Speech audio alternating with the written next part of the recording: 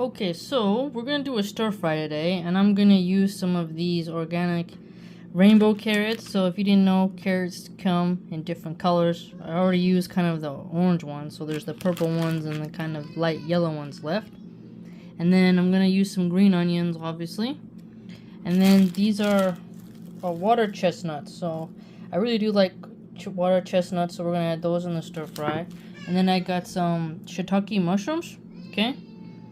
And then we have this sauce, the Kinder's Organic Teriyaki sauce. I can make my own, but at the same time, I thought, you know what, I'm just going to go ahead and try this out so I can do a review on it because, you know, it doesn't hurt to try people's products, and Kinder's is a very good brand, although you have to watch out for high fructose corn syrup and some of their stuff, which kind of gives them a not too good of a reputation, but they do make good steak rubs and chicken rubs that I like when they want to. So far this one looks like it has okay ingredients, nothing alarming that I see, and we'll try it out, mashallah.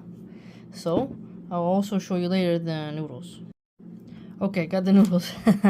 So these are from the brand Lotus Foods. Okay, they're non-GMO and they're made with brown rice. And I got 2 packages because last time I only made 1 and it wasn't enough for everybody. So I'll show you later on once we get these going.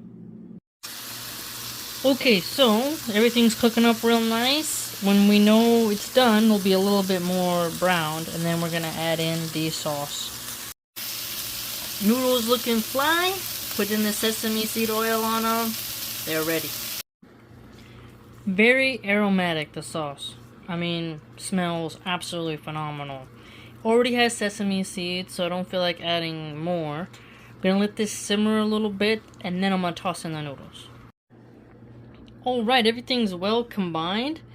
I think it's a good amount of vegetables. It's kind of meant to be sort of a veggie dish. Didn't want to really add any seafood.